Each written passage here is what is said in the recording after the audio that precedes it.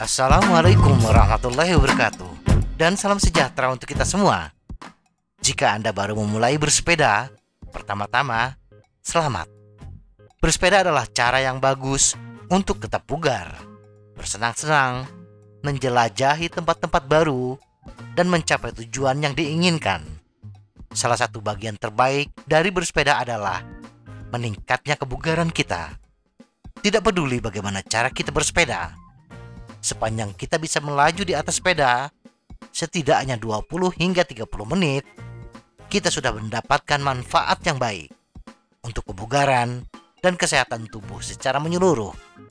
Tidak ada yang lebih memuaskan dibandingkan menyelesaikan perjalanan yang menantang, berkeliling ke tempat yang belum pernah kita datangi, menghirup segarnya udara di pedesaan yang hijau, atau sekadar mengalahkan teman-teman kita. Seiring dengan meningkatnya minat kita dalam bersepeda, kita mulai melakukan pencarian bagaimana meningkatkan kemampuan bersepeda. Apa yang harus dilakukan agar bisa bersepeda lebih jauh dan lebih lama lagi? Dari sekian banyak pencarian, ada beberapa pertanyaan yang paling banyak dilontarkan oleh pesepeda pemula. Berikut ini beberapa pertanyaan yang sering ditanyakan dan tips bersepeda bagi pemula.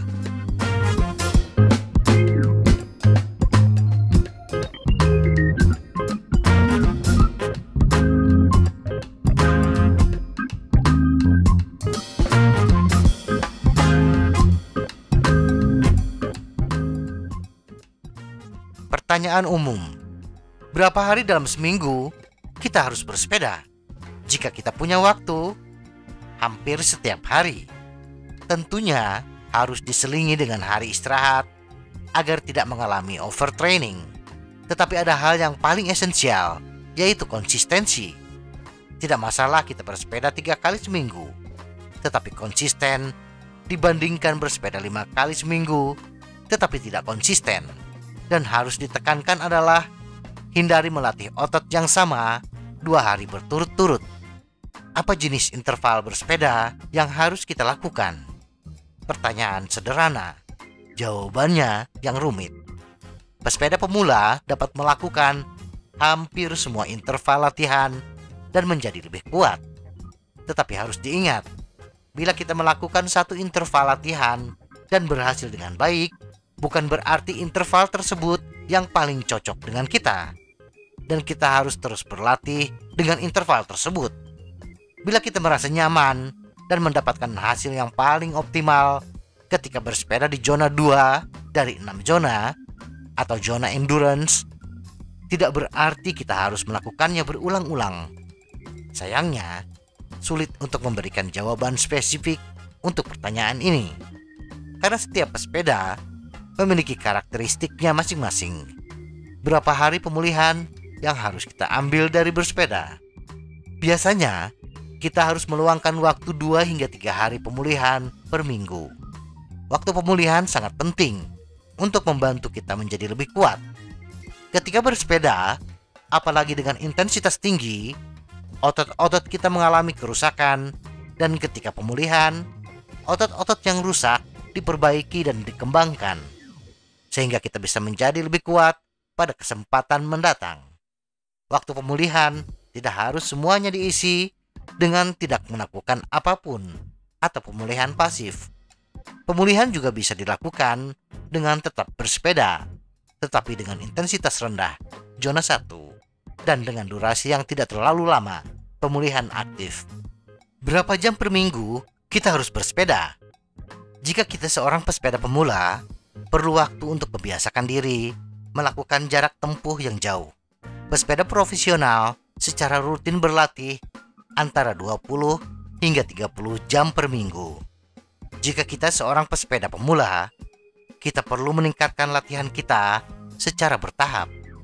Pertama, mulailah dengan meningkatkan frekuensi latihan. Jika kita bersepeda 3 hari seminggu, coba tingkatkan menjadi 4 dan seterusnya. Setelah kita bisa konsisten menjalankan jadwal bersepeda kita, tambahkan waktu untuk 1 kali latihan. Jika awalnya kita hanya bersepeda selama 30 menit dan dilakukan dengan konsisten, tingkatkan menjadi 40 menit dan lakukan untuk semua latihan sampai kita bisa konsisten menjalankan semua latihan. Berapa hari dalam seminggu kita harus melakukan interval bersepeda? Secara umum, sesi latihan interval dilakukan 2 hari per minggu dan atur hari-hari tersebut tidak berdempetan. Lebih dari itu, berpotensi kita mengalami overtraining dan kita tidak akan mendapatkan manfaat tambahan dan hanya membuat kita semakin lelah. Pada 2 hari interval kita per minggu, bersiaplah untuk memberikan upaya terbaik kita. Hari-hari lainnya dihabiskan dengan bersepeda di zona 2. Karena ini adalah dasar untuk pelatihan setiap pesepeda. Tips untuk pesepeda pemula: jangan bersepeda dengan intensitas tinggi setiap hari. Bersepeda dengan intensitas tinggi akan menguras banyak tenaga dan menyebabkan lebih banyak kerusakan otot, sehingga membutuhkan waktu pemulihan yang lama, setidaknya 48 jam. Bersepeda dengan intensitas tinggi secara berturut-turut berarti kita tidak akan memberikan waktu yang cukup untuk tubuh memperbaiki kerusakan dan mengembangkan serat otot baru yang akan menambah kekuatan kita. Hasil akhirnya, kemajuan kita akan mandek, atau lebih buruk lagi, kita akhirnya mengalami overtraining dan kehilangan kekuatan. Meskipun demikian, bukan berarti kita meninggalkan bersepeda dengan intensitas tinggi. Hanya saja, tidak setiap hari. Dengan memberikan waktu bagi tubuh kita untuk beristirahat dan memulihkan diri, kita dapat melakukan sesi interval yang sulit dengan kaki yang segar dan lebih termotivasi. Kita akan dapat mencapai output daya yang lebih tinggi dan menghasilkan keuntungan yang lebih besar sebagai hasilnya. Latihan keras harus keras. Meskipun kita tidak melakukan intensitas setiap hari, latihan interval yang kita lakukan harus keras. Tetapi ini bukan berarti kita harus bersepeda dengan intensitas tertinggi dalam durasi yang lama. Lebih keras di sini adalah beberapa persen lebih tinggi dari kemampuan rata-rata kita. Misalnya bila kecepatan rata-rata kita 20 km per jam untuk durasi 1 jam, latihan keras bukan berarti kita harus bersepeda dengan 40 km per jam dalam durasi 1 jam. Tetapi bersepedalah dengan kecepatan sedikit di atas rata-rata. Misalnya 22 km per jam dengan durasi yang sama. Dan naikkan sedikit demi sedikit tingkat latihan kita. Jika kita ingin membuat kemajuan, kita harus memberikan tubuh kita sesuatu yang menantang. Makan dan minum di atas sepeda. Urusan makan, apalagi minum, di saat kita bersepeda sering terabaikan. Kita lupa minum hanya karena merasa tidak haus. Padahal antara haus dan dehidrasi jauh berbeda. Haus muncul setelah beberapa menit organ tubuh utama kekurangan air dan memberi sinyal ke hipotalamus. Jadi, biasakan minum sebelum merasa haus. Demikian juga dengan makanan. Kekurangan bahan bakar mengakibatkan kualitas pelatihan kita akan menurun. Kita tidak akan dapat mempertahankan daya hingga akhir perjalanan atau memulihkan diri secepat mungkin. Jika kita ingin mendapatkan hasil maksimal dari bersepeda, kita harus mengisi bahan bakar. Sumber utama bahan bakar untuk bersepeda adalah karbohidrat. Tubuh kita hanya dapat menyimpan karbohidrat dalam bentuk glikogen dan glukosa dalam jumlah yang sangat terbatas. Karena itu, kita perlu terus mengisi tangki agar dapat mempertahankan tingkat energi. Dengarkan tubuh kita. Jika kita tidak merasakannya atau ada sesuatu yang terasa salah, tidak apa-apa untuk berhenti. Sebagai pesepeda, kita sering ingin menerobos apapun yang terjadi. Namun, tubuh adalah mesin yang kompleks dan ada banyak bagian yang bergerak. Jika kita merasa tidak dapat menyelesaikan latihan atau tidak siap mental, jangan berkecil hati. Itu bukan berarti ada yang salah dengan kita. Bisa jadi karena rencana latihan yang tidak tepat, atau bisa jadi kita memang sudah mengalami kelelahan yang mengarah ke kondisi overtraining, di mana akan lebih baik kita memulihkan atau bersantai dan menyimpannya untuk hari lain. Zona 2 endurance miles adalah rajanya. Bersepeda dengan kecepatan sedang kadang-kadang tidak menarik bagi pemula. Inginnya bersepeda dengan kecepatan tinggi. Padahal bersepeda yang relatif mudah adalah salah satu komponen terbesar untuk pelatihan yang sukses. Bersepeda di zona 2 biasanya antara 56 sampai 75% FTP dalam durasi yang lama, biasanya 3 jam, memberi kita keuntungan besar tanpa menyebabkan kelelahan otot yang serius. Itulah kenapa pesepeda profesional akan menghabiskan hingga 95% dari total waktu pelatihan mereka dalam zona ini.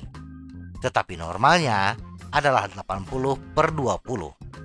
80% intensitas rendah hingga sedang, 20% intensitas sedang hingga tinggi dari total durasi latihan kita per minggu.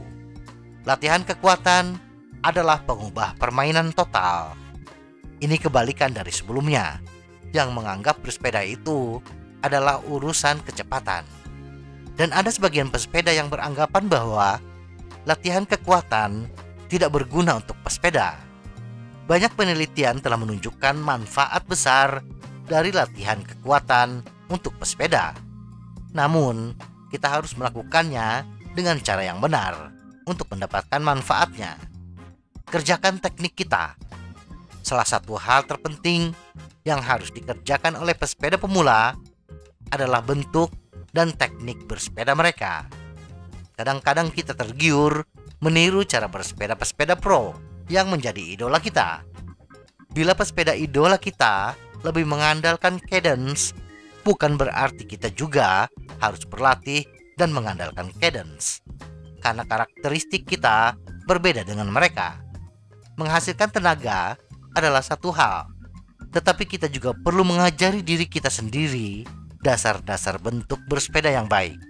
Jika kita dapat mengidentifikasi karakteristik kita sejak awal, seperti jenis serat otot, tingkat kelenturan, dan kendala yang kita hadapi, seperti penyakit yang diderita, kendala fisik yang dialami, ini akan membuat kita siap untuk kesuksesan jangka panjang, seiring mesin kita terus berkembang. Semoga informasi ini bermanfaat. Tetap sehat, salam goes.